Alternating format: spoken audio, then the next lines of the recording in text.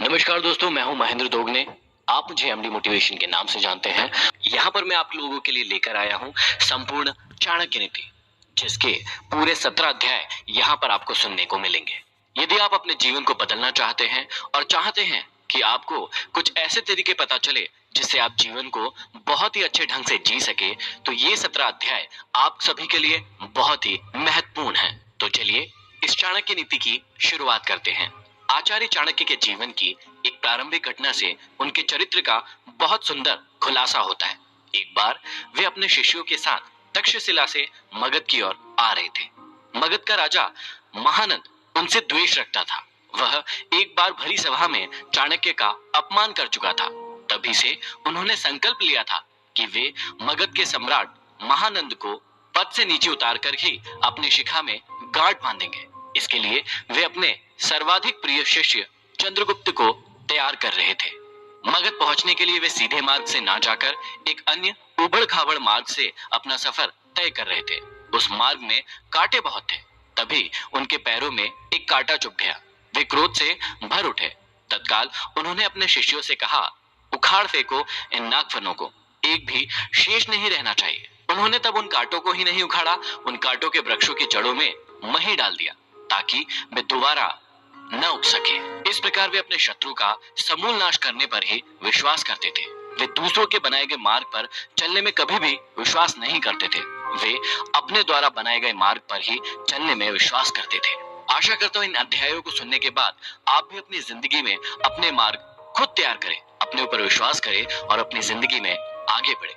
तो चलिए प्रारंभ करते हैं। प्रथम अध्याय में श्री चाणक्य श्री विष्णु भगवान को नमन करते हुए समझाते हैं कि राजनीति में कभी कभी कुछ कर्म ऐसे दिखाई पड़ते हैं जिन्हें देखकर सोचना पड़ता है कि यह उचित हुआ या अनुचित, परंतु जिस अनीतिकारी से भी जन कल्याण होता हो अथवा धर्म का पक्ष प्रबल होता हो, तो उस अनैतिक कार्य को भी नीति सम्मत ही माना जाएगा। उदाहरण के रूप में महाभारत के युद्ध में युधिष्ठिर द्वारा अश्वत्थामा की मृत्यु का उद्घोष करना यद्यपि नीति विरुद्ध था, पर नीति कुशल योगीराज कृष्ण ने इसे उचित माना था, क्योंकि वे गुरु द्रोणाचार्य के विकट संहार से अपनी सेना को बचाना चाहते थे। आगे चाणक्य समझाते हैं कि मूर्ख छात्रों को पढ़ाने से, दुष्ट स्त्री के पालन पोषण से और दुखियों के साथ संबंध रखने से बुद्धिमान व्यक्ति भी दुखी होता है। इसका मतलब यह नहीं है कि मूर्ख शिष्यों को कभी उचित उपदेश नहीं देना चाहिए।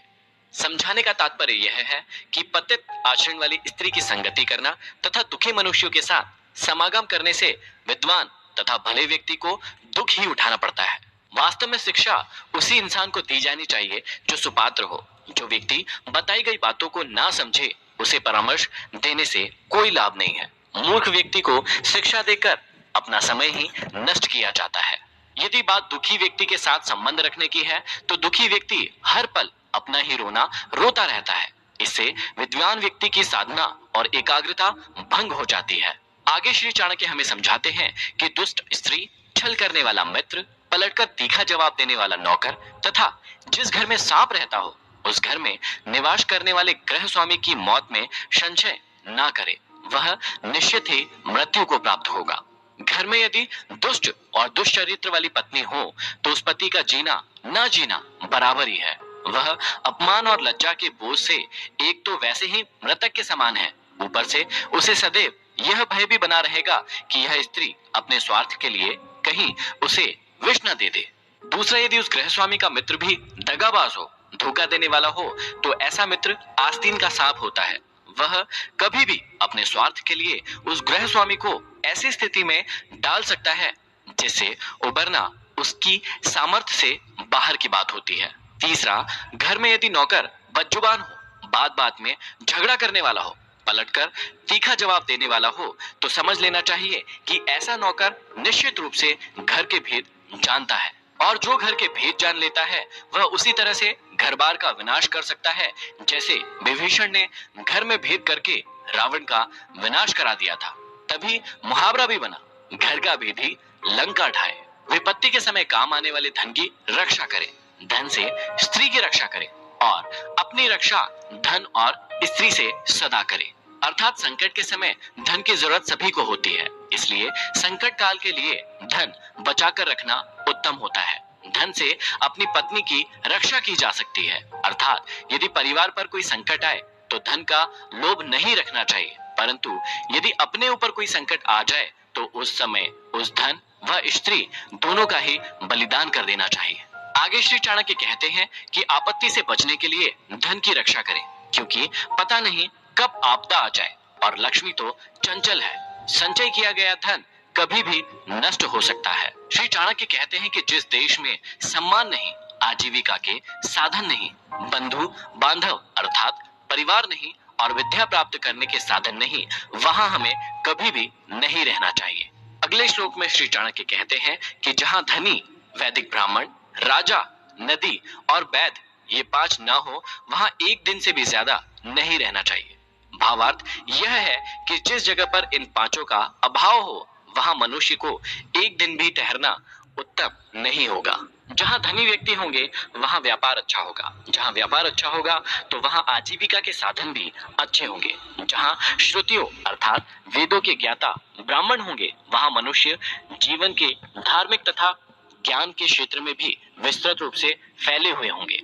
जहां स्वच्छ जल की नदियां होंगी वहां जल का अभाव नहीं रहेगा, और जहां कुशल वैद्य होंगे वहां बीमारी पास में नहीं आ सकती। आगे श्री चाणक्य कहते हैं कि जहां जीविका, भय, लज्जा, चतुराई और त्याग की भावना ये पांच चीज ना हो, वहां के लोगों का साथ कभी ना करें। श्री चाणक्य कहते हैं कि जिस स्थान पर जीवन यापन के साधन ना हो, जहां सदैव भय की परिस्थिति बनी रहती हो, जहां लज्जाशील व्यक्तियों की जगह बेशर्म और खुदगर्ज लोग रहते हो, जहां कला कौशल और हस्तशिल्प का सर्वदा अभाव हो और जहां के लोगों के मन में जरा भी त्याग और परोपकार की भावनाएं ना हो, वहां के लोगों के साथ ना तो रहें और ना ही उनसे कोई व्यवहार रखें।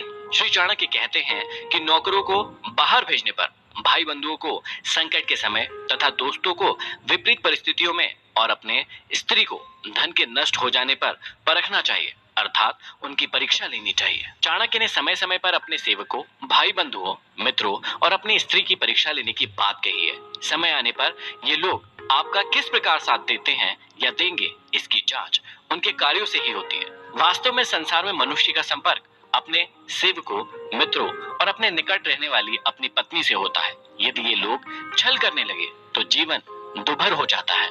इसलिए समय समय पर इनकी जांच करना जरूरी है कि कहीं ये आपको धोखा तो नहीं दे रहे हैं। आगे समझाते हैं कि बीमारी में, विपत्ति काल में, अकाल के समय, दुश्मनों से दुख पाने या आक्रमण होने पर, राज दरबार में और शमशान भूमि में जो साथ रहता है वही सच्चा भाई बंधु अथवा मित्र होता है। श्री चाणक्य समझाते हैं कि जो अपने निश्चित कर्मों तथा वस्तु का त्याग करके अनिश्चित की चिंता करता है, उसका अनिश्चित लक्ष्य तो नष्ट हो ही जाता है, निश्चित भी नष्ट हो जाता है।